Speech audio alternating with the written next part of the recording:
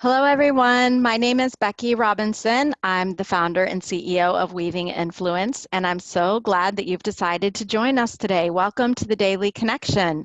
As you're coming in, I hope you'll join me in the chat in welcoming our special guest today, Bob Tiede, and I'll tell you a bit more about Bob in a few moments. I do want to give you a chance to get into the room today, so welcome as you're coming in. I'm so glad you're here. We have been starting these daily connection sessions with the very important question, what are you grateful for today? And I love that question because it really helps me to focus on what's positive and what's going well. And so one of the things I'm grateful for today is that Bob has been patient with the fact that he wasn't altogether sure what this session would be about, and that we worked it out together very well in the last 15 minutes. So I'm grateful, Bob, for your flexibility today. Bob, what are you grateful for today? Well, last night at about 11 to 12, we had a major storm come through the Dallas area. And, they were predicting winds of 60, 70 miles an hour. I'm grateful that we didn't have any strong winds, no damage. It passed and we could go to sleep. That is a very good thing. So Denise is grateful that she was able to hug her granddaughters this weekend. That is huge.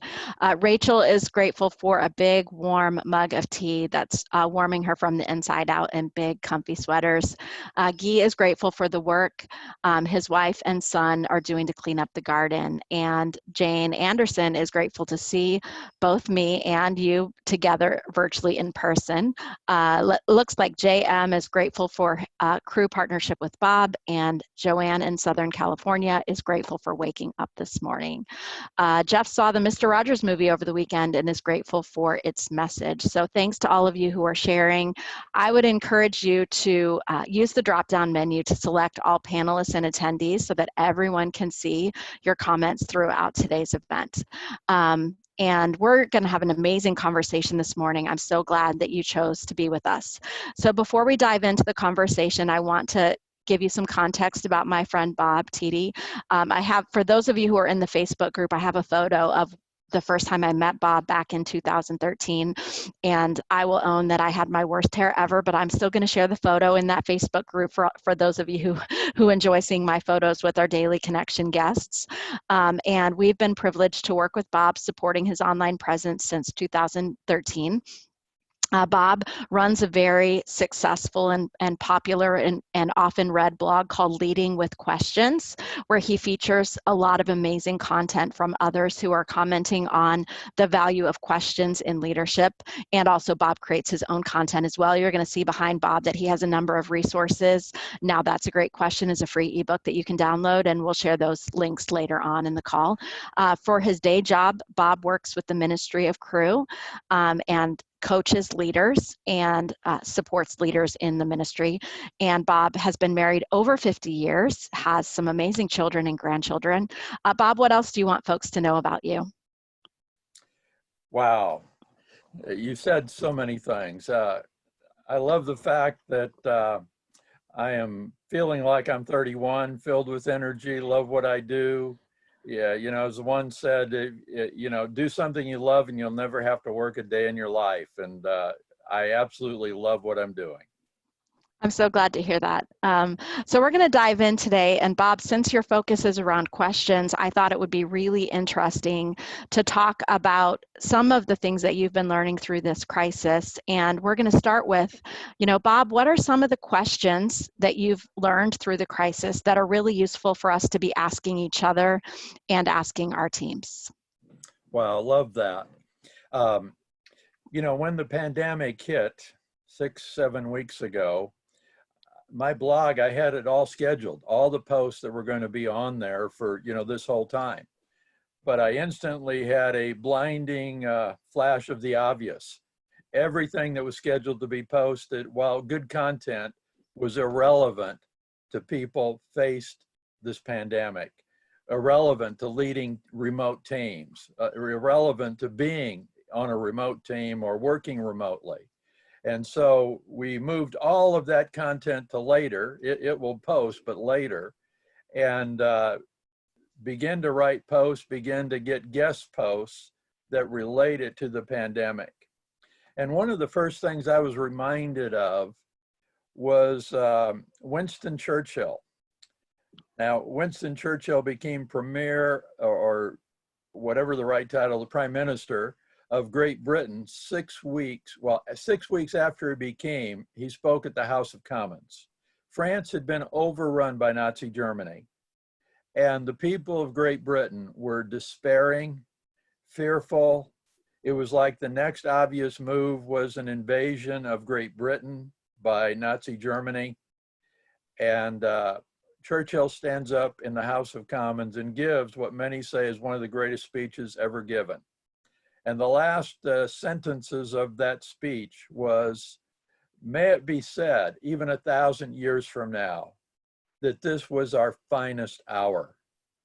And that statement refocused them from fear and trembling and to what will it take to make this our finest hour? And so one of my first questions out of the pandemic has been to ask people, teams, what do we need to do to make this our finest hour? And the blog post tomorrow, Becky, I didn't know this until I saw it. 50 years ago this month, and I'm old enough, you probably aren't, Becky. 50 years ago this month, Apollo 13, the 3 astronauts returned safely to the US.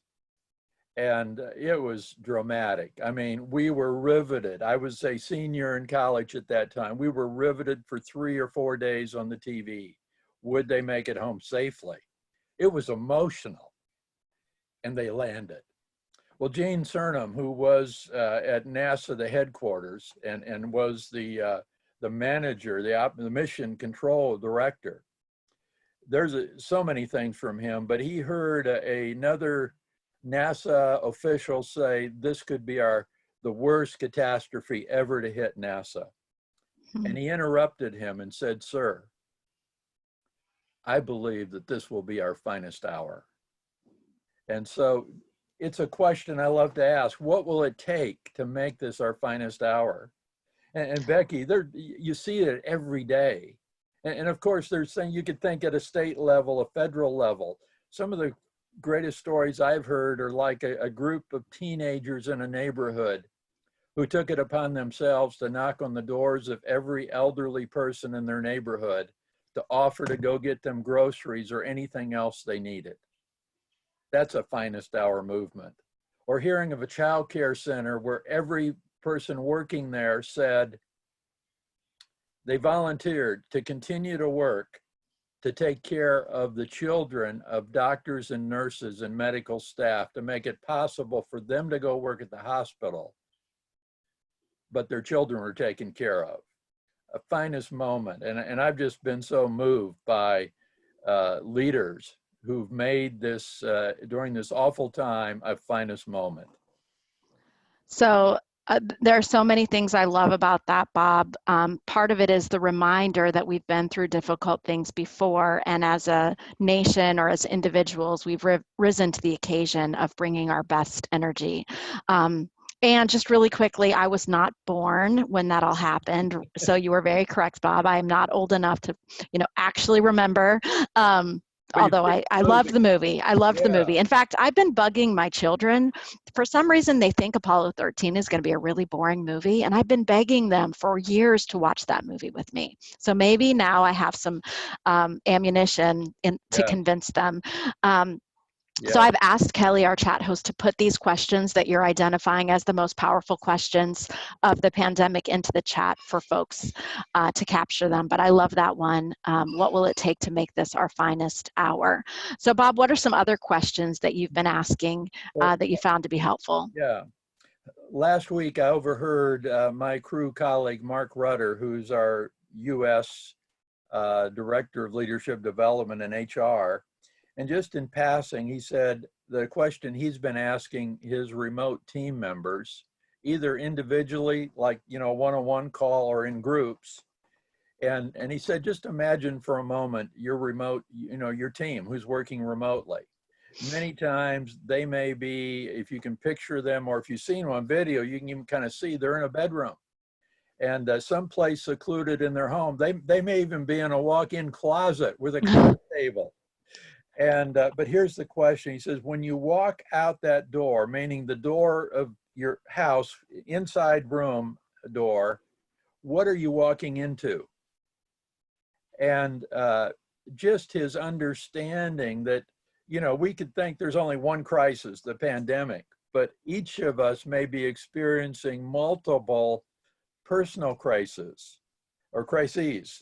And, you know, Mark said, I mean, it could be a spouse who's really having a hard time, or a spouse who's lost their job, or an education crisis. I mean, you didn't plan to be a homeschool parent, and but we all are now if you have kids at home. Or it could be a child care crisis. You got a toddler, you're trying to work, bouncing a toddler on your knee. And it could be a food crisis, shortage, or just the fact that you normally don't have to prepare 3 meals a day for the whole family. And I just thought Mark's question was incredible, because it was like, as a leader, and understanding that your staff are, they may be doing a great job at work, but just understanding their context.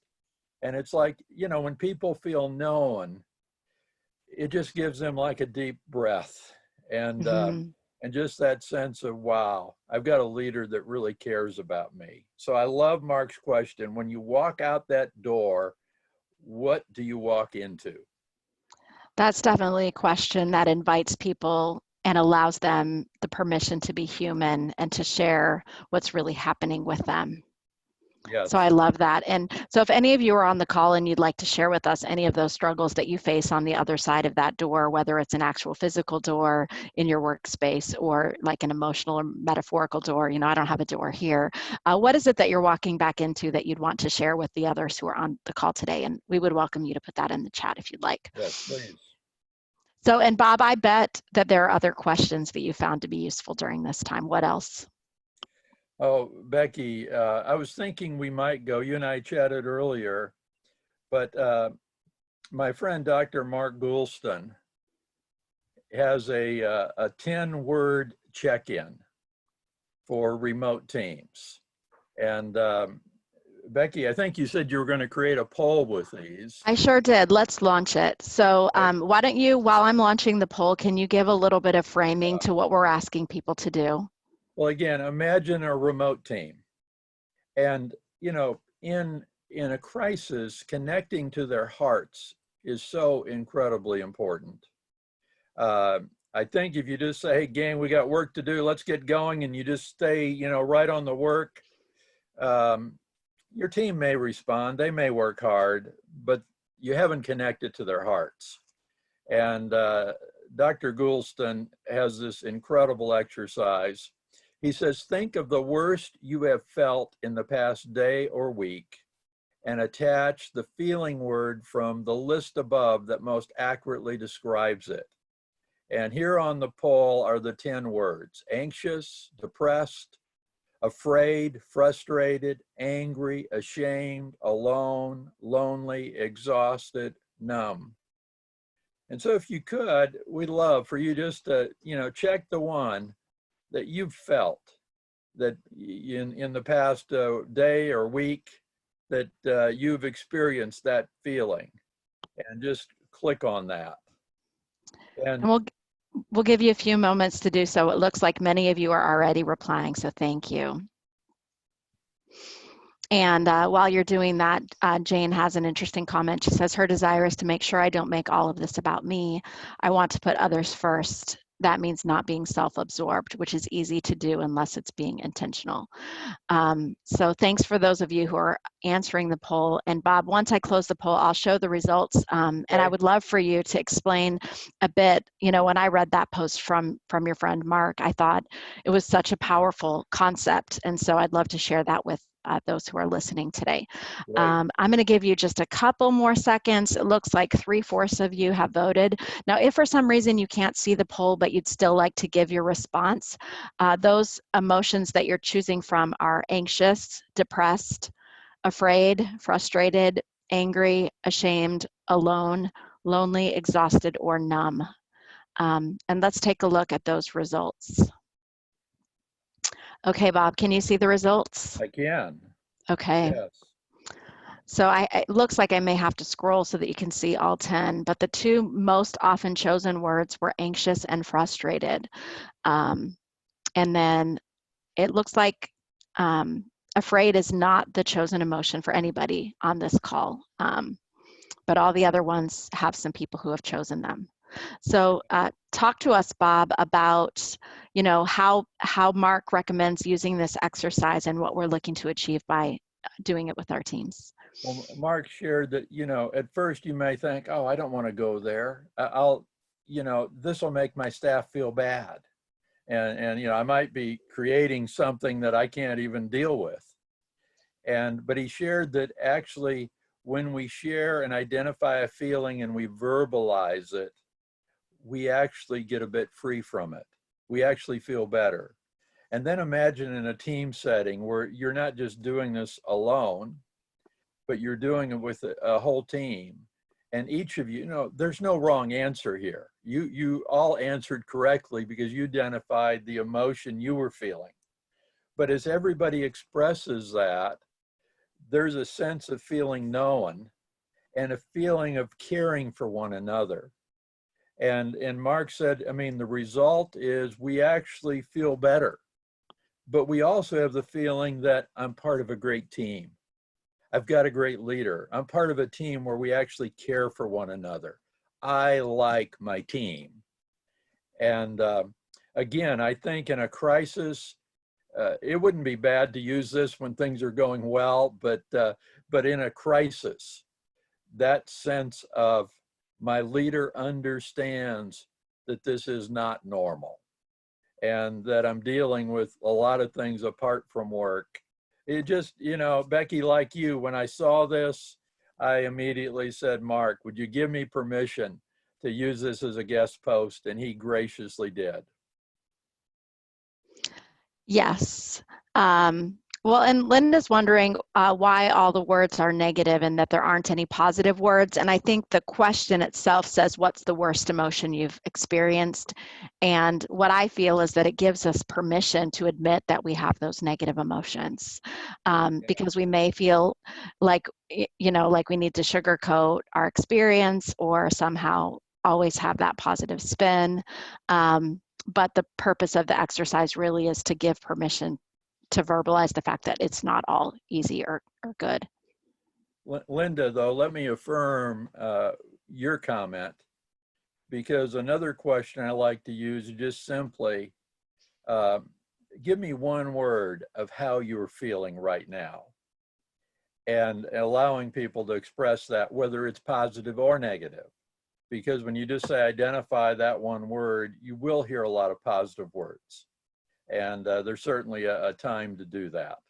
So I wanted to share that with you, Linda. So if we're capturing all the questions that leaders may find to be useful for their teams or for their other relationships, we can add that one to the list. What's one word that describes how you're feeling right now? And if you're listening today and you feel like you would like to share that with the group, I would welcome you to put that in the chat. What's one word that would describe how you're feeling in this moment? And my friend Nate, I think he's logged into his Zoom as Aaron, said in the chat, permission is so incredibly powerful. And sometimes, asking a question is an invitation, isn't it, Bob? Yes, yes. And, another thing, my friend Andrew Sobel, and this applies to just questions, but he said asking creates relationships. Telling creates resistance. And we really have an opportunity here in a crisis, not that this is not a matter of manipulation, but in a crisis of when we connect to people's hearts, it's like our team is going to be different forever.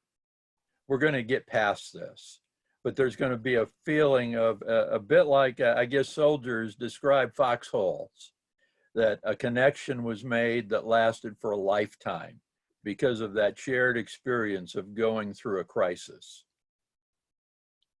I love that, thank you. And I love some of the words that you're putting into the chat about how you're feeling right now. I see blessed, optimistic, reflective, hopeful. And John is sharing a quote from the book Humble Inquiry by Edgar Schein. Trust is created by asking a question to which you do not know the answer.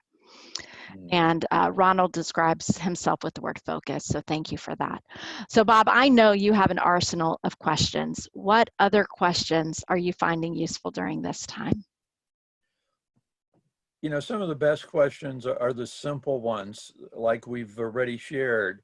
But here's an opportunity to not only connect with your staff at a heart level, but to call and visit with clients and customers and ask them, you know, what challenges they're experiencing.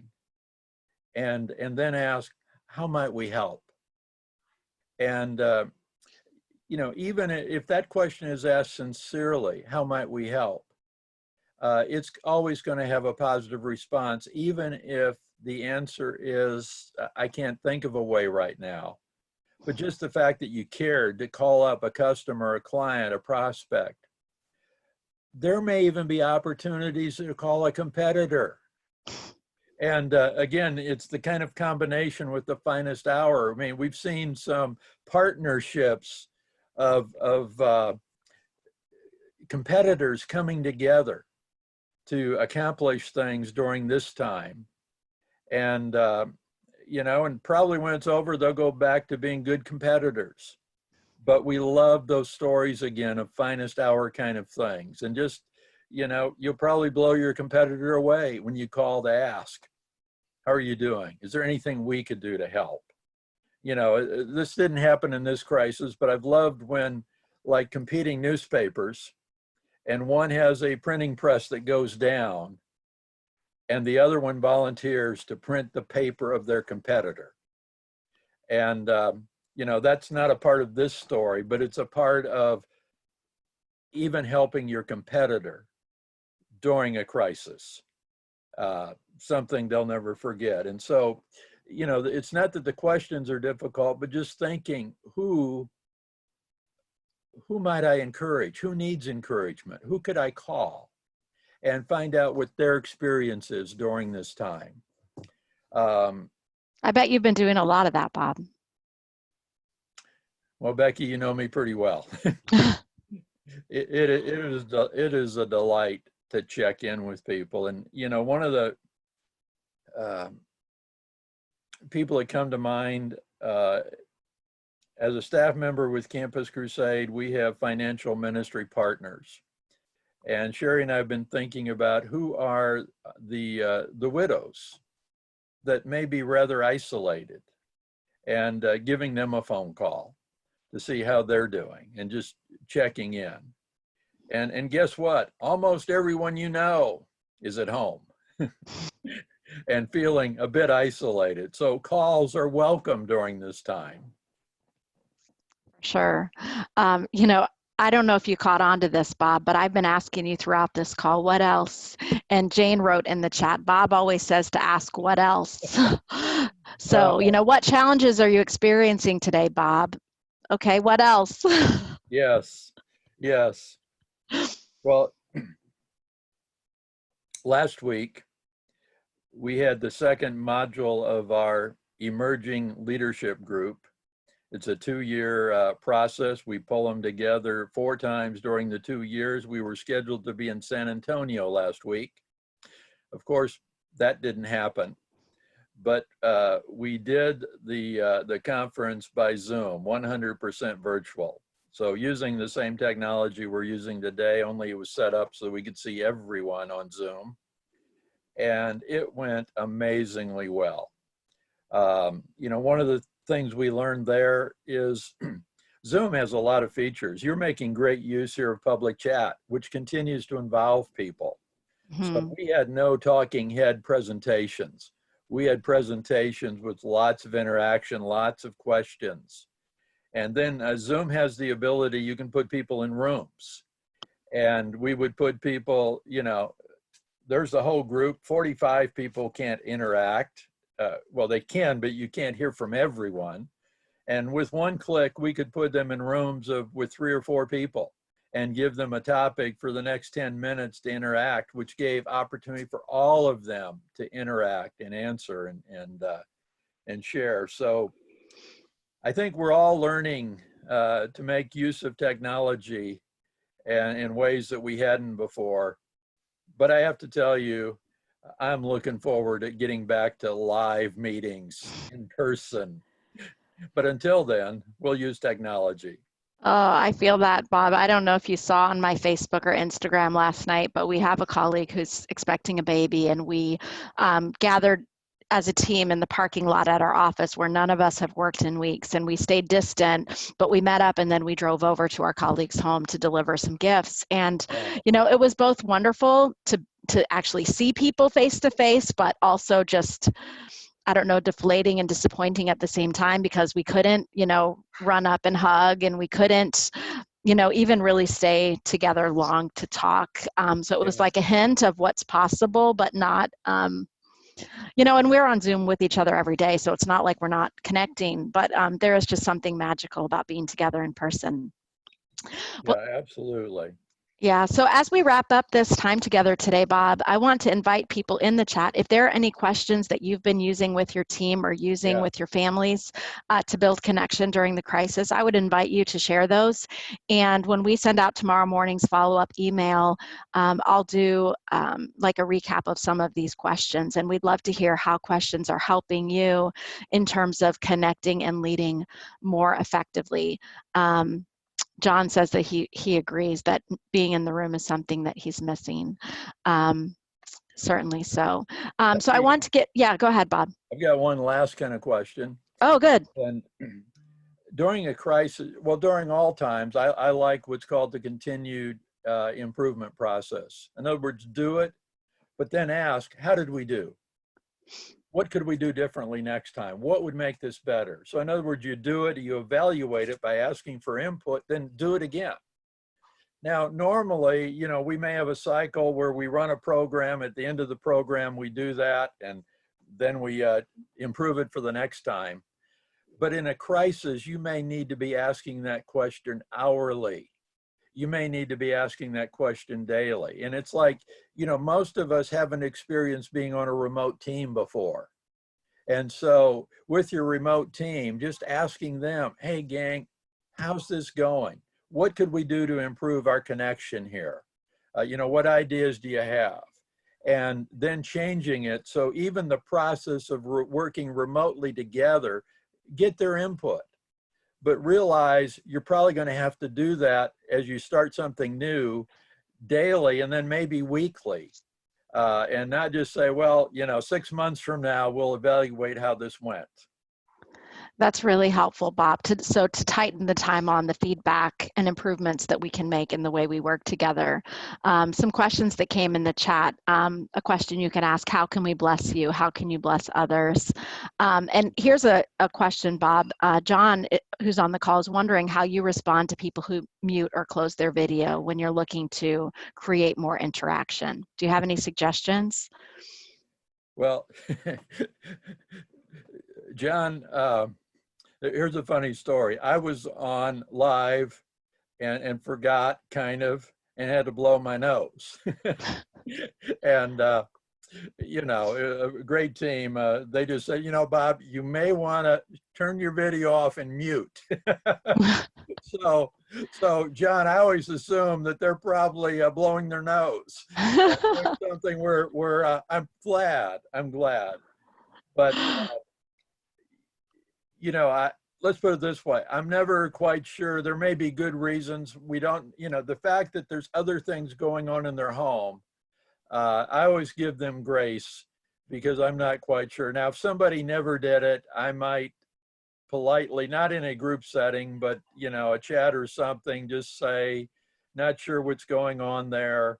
It would really be helpful if, you know, you could participate via video and sound like the rest of the team. But if there's a reason, you know, let me know. Sure. That's a really useful framing of that, Bob. So I think we're about out of time, but I want to make sure that everyone knows how to learn more from Bob. You can visit Bob at leadingwithquestions.com, and once you get there, you'll see that Bob has a plethora of free resources available in lots of different formats and even in multiple languages. So if you know people Yep. who require Spanish or French or, right, or Chinese, right? Yes. I mean, you Yeah. have translated your resources into all sorts of languages. You can also connect with Bob on Twitter and Instagram, and we encourage you to seek out the many valuable resources that Bob is creating and sharing each day. Do you have something you want to say? Well, Becky, the newest book, now that's a great question. Just recently, I finished the audiobook, and you can also download the free audiobook in an MP3 format. So, like a podcast, download it on your smartphone and listen to it walking, running, your convenience. But it's all free. It's there at leadingwithquestions.com. Fantastic. Bob, thank you so much for investing this time with us today. For those of you who have been participating in the entire series, we will be back tomorrow. And I'm trying to remember who my guest is tomorrow. It's escaping me. I know on Friday I have David Hurt and Karen Hurt and David Dye. I got those names mixed up. Oh, tomorrow we are with Susan Fowler talking about motivation and maintaining motivation during the crisis. And yeah, I adore Susan. So thanks for the reminder. Those of you who remembered when I didn't, with my friend Susan Fowler tomorrow, and then with Karen Hurt and David Dye on Friday. And then next week we are switching to the weekly format, the weekly connection. So if you've been enjoying these chances to connect during the crisis, we encourage you to keep coming and to join us over in Facebook, where I'm going to post that horrible, ugly photo from 2012.